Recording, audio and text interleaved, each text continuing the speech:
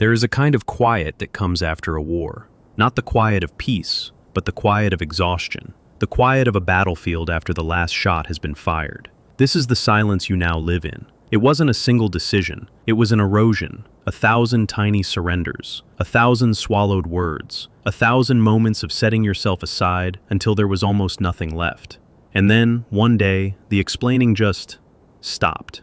The phone call wasn't returned. The frantic text message was met with nothing. Not with anger, not with a counterattack. Just silence. And in this silence, the first thing you feel is not freedom. It's terror. A cold, creeping dread that asks, have I become the monster? Am I the cruel one now? They call you cold. They say you've changed. They look at you with bewildered, wounded eyes, asking how you could be so heartless after everything. And a part of you, a deep, conditioned part that has run your entire life, believes them.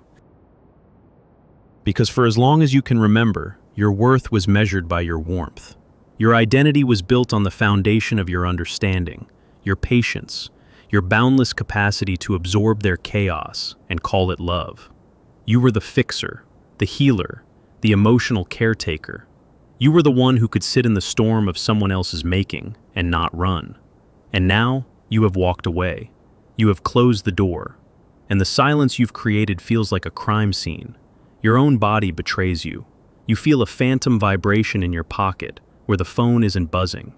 Your heart lurches at the sound of a notification, even though you know it won't be them. You have been trained, like a soldier, to be on high alert for their needs. And now, in the quiet, your nervous system is screaming that you have abandoned your post.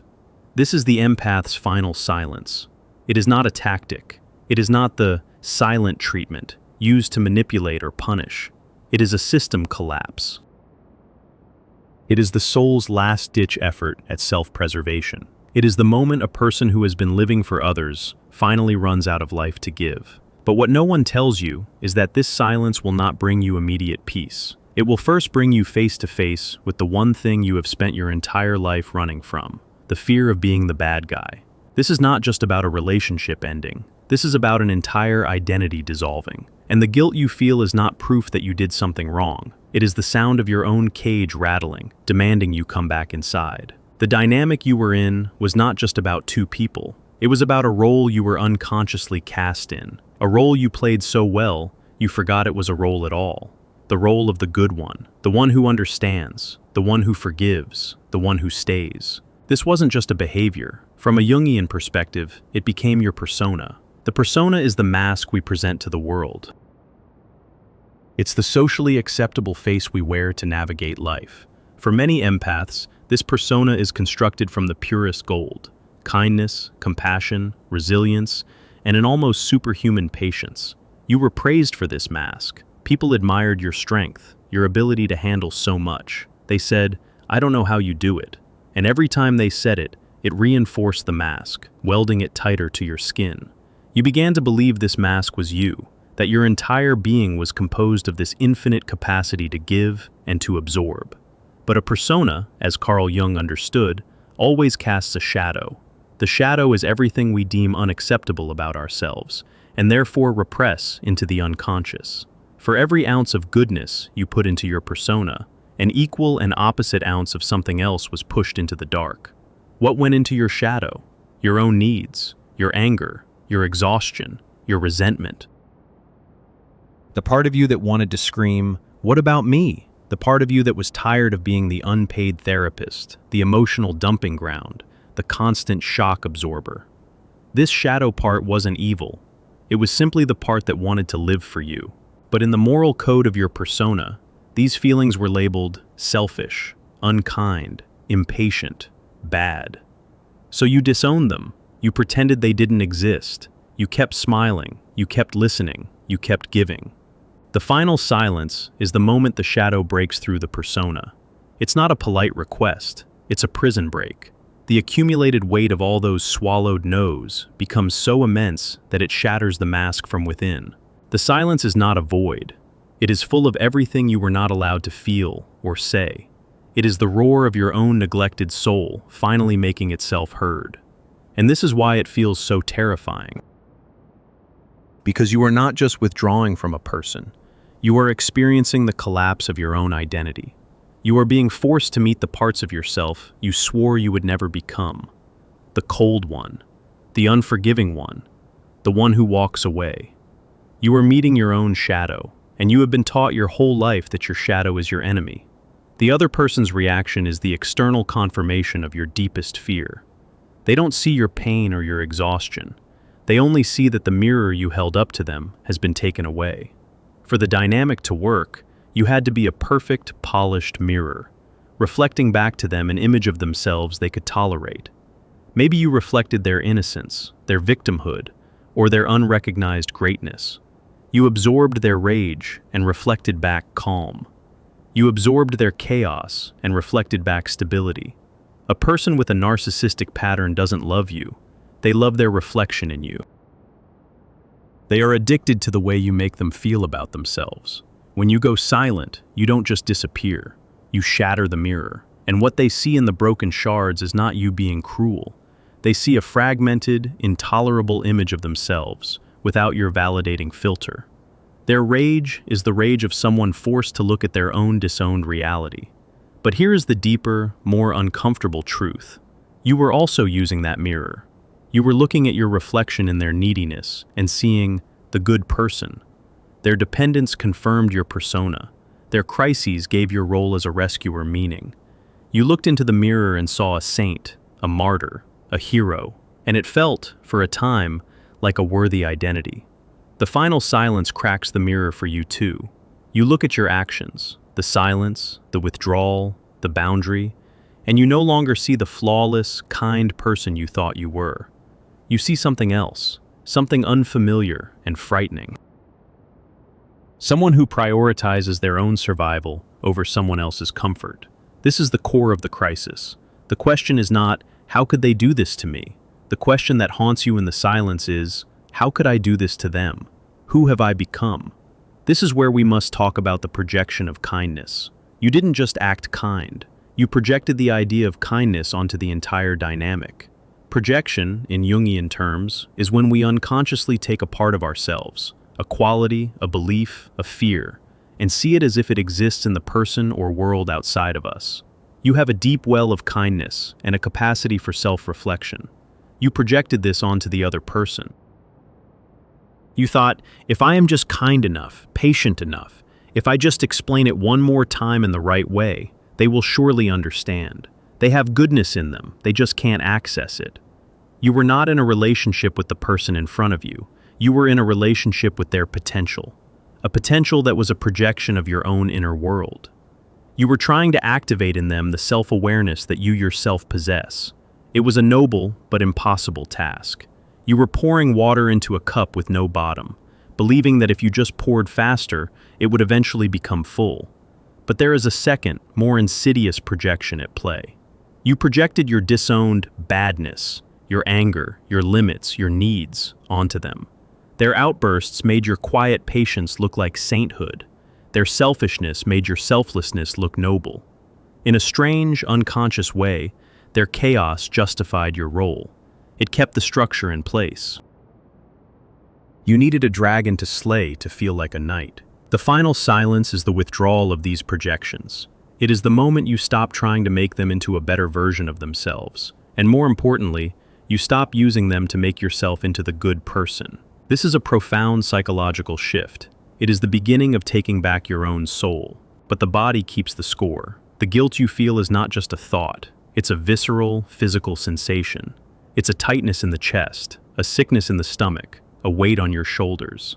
This is the activation of a deep-seated complex. A complex is a cluster of emotionally charged thoughts, memories, and feelings in the unconscious, usually formed in childhood.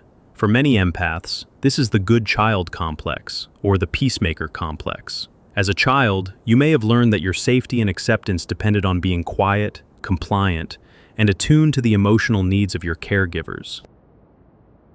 You learned that being good meant suppressing your own needs to keep the peace. Dissent was dangerous. Anger was forbidden. Your value was tied to your utility and your pleasantness. When you go silent on a person who mirrors that early dynamic, you are not just breaking a relational pattern. You are violating the core command of your childhood survival program. The guilt is not an objective measure of your current actions. It is the echo of an old fear. If I am not good, I will be abandoned. If I am not useful, I will not be loved. Your silence is a declaration of independence not just from the other person, but from the ghost of that child who had to be good to survive. You are reparenting yourself in real time, and it feels like an act of profound betrayal because you are betraying the old rules. Let yourself feel that guilt without judgment for a moment. See it not as a sign that you must go back, but as a testament to how deeply you were conditioned. The intensity of the guilt is the measure of the depth of the cage you are breaking out of. It is a withdrawal symptom from a lifetime of seeking validation by abandoning yourself. If this idea names something you have felt but never been able to say out loud, take a moment to acknowledge it. See the guilt not as a stop sign, but as a landmark on the journey home to yourself. The change that happens in the dynamic after the final silence is not magical. It's psychological. The person accustomed to your energy, your responses, your emotional labor, suddenly finds themselves in a vacuum. Their entire system of self-regulation, which depended on you, is thrown into chaos. First comes the confusion. They check their phone, they reread their last message.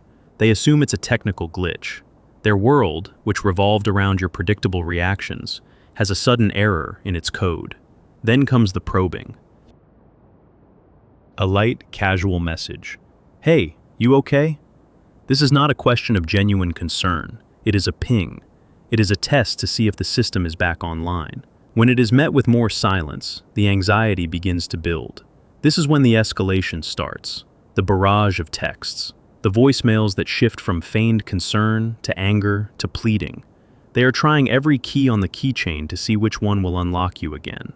They will try the guilt key. After all I've done for you. They will try the victim key. I can't believe you're hurting me like this. They will try the rage key, calling you names, trying to provoke you back into the familiar dance of conflict. All of this is a frantic attempt to get a response. Any response. Because for a person with a narcissistic pattern, your negative attention is better than no attention at all. Your anger still proves you care. Your explanation still proves they have a hold on your mind. The silence is intolerable because it is a mirror reflecting nothing. It is proof of their irrelevance to you, and that is the ultimate psychic wound. They will say you are punishing them, but the truth is, you are not doing anything to them. You are simply stopping what you were doing for them. You have stopped managing their emotions. You have stopped carrying their projections. You have stopped being their mirror. The pain they feel is the pain of their own inner world rushing back in, a world you had been diligently helping them to avoid. What happens in you during this time is the real transformation. At first, every angry voicemail, every manipulative text will feel like a validation of your fear. See, I am hurting them. I am the bad guy. The urge to respond, to explain, to smooth things over will be immense. It will feel like an addiction.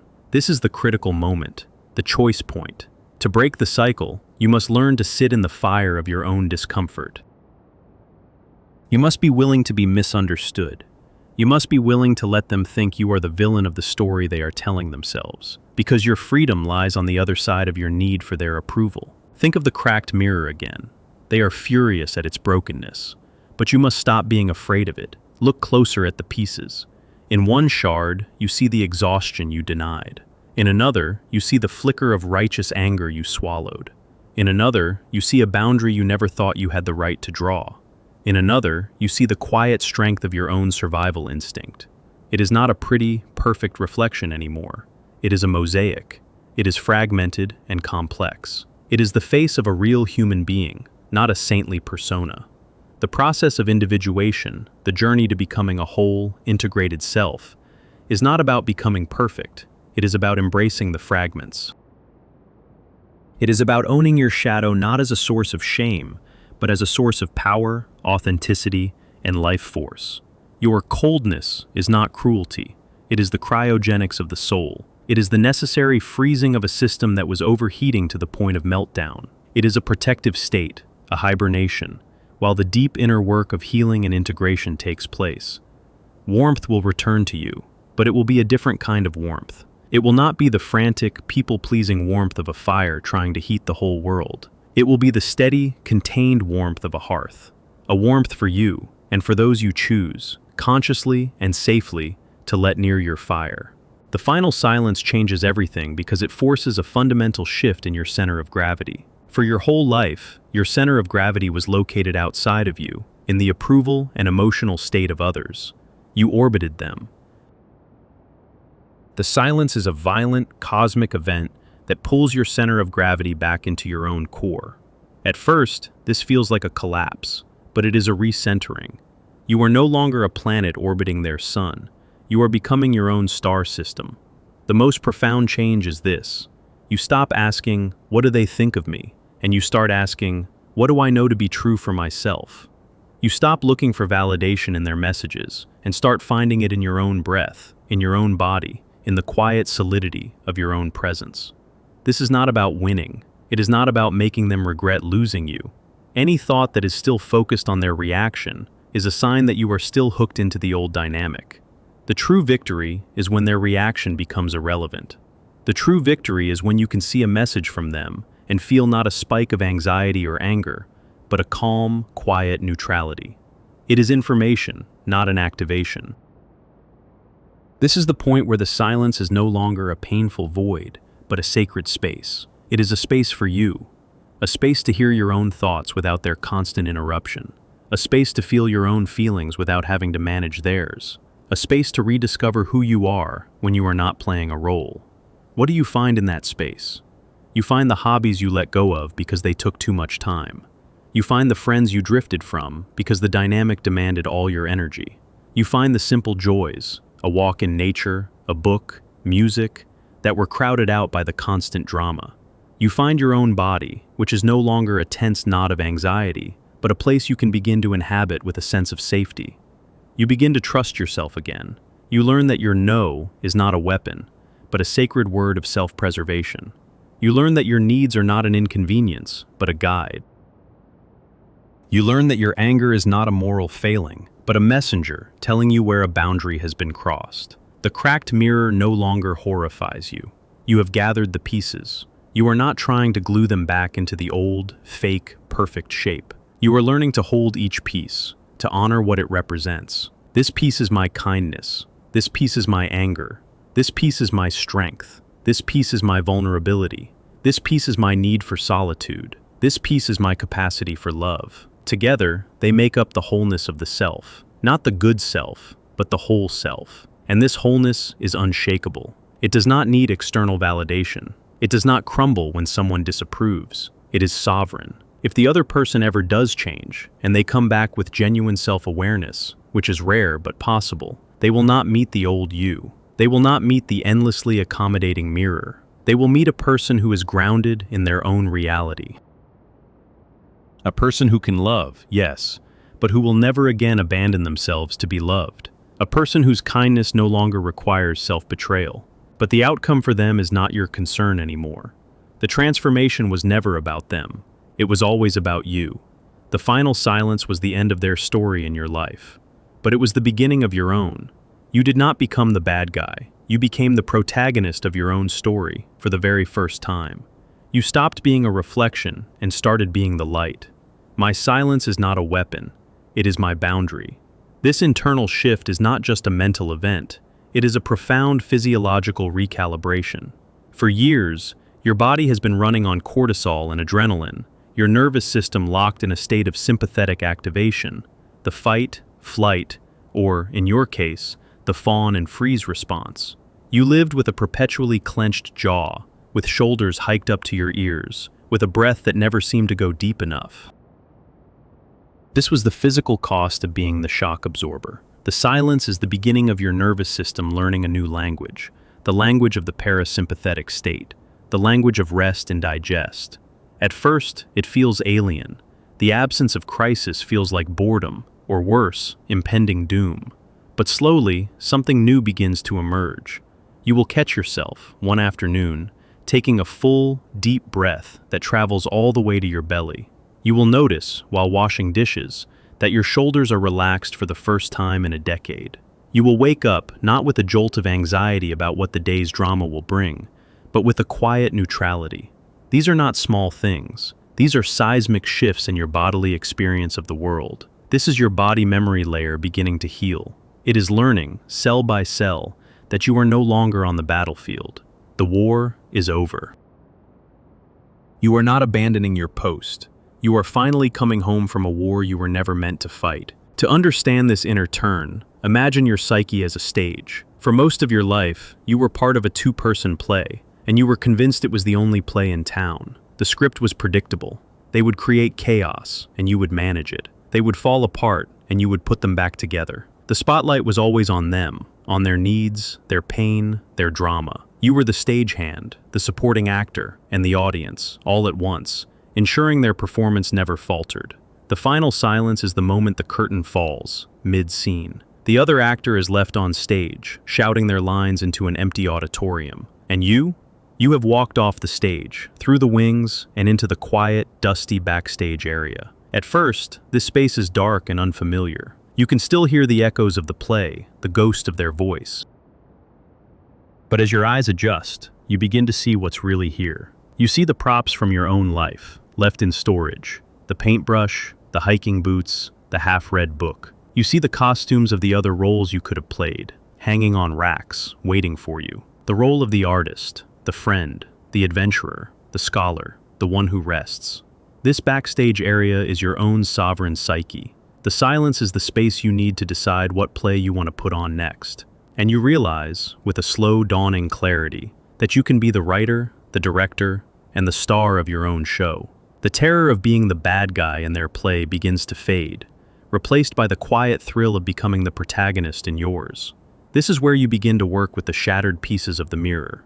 In the Japanese art of kintsugi, broken pottery is repaired with lacquer mixed with powdered gold, silver, or platinum. The philosophy behind it is that the object is more beautiful for having been broken. The cracks are not something to hide. They are part of the object's history, and they are illuminated. This is the work you are now doing. You are not trying to glue the mirror back together to create the old, false image of perfection. You are practicing kintsugi on your soul. You pick up the shard of your anger, and instead of hiding it, you trace its edges with the gold of self-respect, acknowledging it as the guardian of your boundaries. You pick up the shard of your exhaustion and trace it with the gold of compassion for all you have endured. You pick up the shard of your selfish needs and trace them with the gold of self-worth, recognizing them as your non-negotiable right to exist. This process is slow. It is sacred. It is done in the quiet of your own being. You are not becoming unbroken. You are becoming beautifully, resiliently whole. Your flaws and breaks integrated and honored as the very source of your new strength. And then comes the late practical test. It will not announce itself. It will arrive on a quiet Tuesday morning, months after the silence began, when you are finally starting to feel the ground beneath your feet. It will come in the form of an email, a text from a new number, or a message through a mutual friend. The message will not be angry. The rage phase has passed. This is the Hoover attempt, refined and polished. It will be soft. It will be nostalgic. I was just listening to that song and thinking of you. I hope you're okay. Or, I've been doing a lot of work on myself. I finally understand everything you were trying to tell me. I miss my best friend. The old you would have felt a surge of adrenaline, a dizzying mix of hope and fear. Your heart would pound. Your fingers would hover over the keyboard, 1,000 explanations, 1,000 questions, 1,000 rekindled hopes rushing to the surface. The addiction would flare up, whispering, maybe this time it's real. Maybe I was wrong to be so cold. But the new you, the kintsugi you, responds differently. First, you notice the feeling in your body, the familiar lurch in your stomach, the quickening pulse. But now, you do not become the feeling. You observe it. You breathe into it. You recognize it as a somatic echo, a memory from the old play. It is information, not a command. Second, you read the words again, but this time, you read them from your new center of gravity. You are no longer desperate for their approval. You are grounded in your own reality. You notice what is not in the message, a direct, specific apology for their actions, an acknowledgement of the harm caused, an acceptance of your boundary of silence. Instead, it is an emotional lure. It is designed to pull you back into their emotional orbit, to make you responsible for their feelings once more. I miss my best friend is not about you. It is about a role they want you to play again. And so, you do the most radical and powerful thing of all. Nothing. You put the phone down. You take another deep breath. You feel the ghost of guilt rise, the old conditioning screaming that you are being cruel. But this time, another voice is stronger. It is the quiet, steady voice of your whole, integrated self. It says, "My peace is not negotiable." You do not block them in a fit of anger. You do not send a biting reply. You simply let the message sit there, unanswered.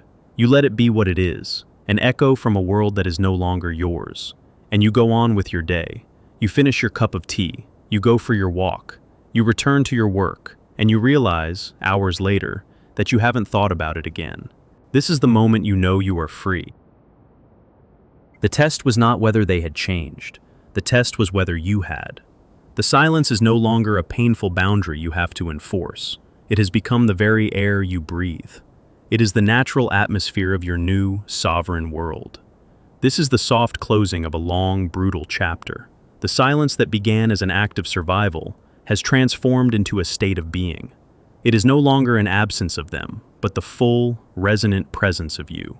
The warmth you feel now is not the frantic, anxious fire of people-pleasing, but the gentle, self-sustaining glow of your own hearth, warming you from the inside out. You did not become the bad guy. You did not become cold and heartless. You became a person who learned that their own kindness must, first and foremost, include themselves. You learned that true compassion is not about setting yourself on fire to keep others warm. It is about tending to your own light so fiercely that you no longer get lost in anyone else's darkness. The story was never about whether they would finally see your worth. It was about whether you would finally see your own. And in the profound, transformative, and sacred quiet, you finally did. You are not a shattered mirror. You are a mosaic, pieced back together with gold. And you are, at last, whole.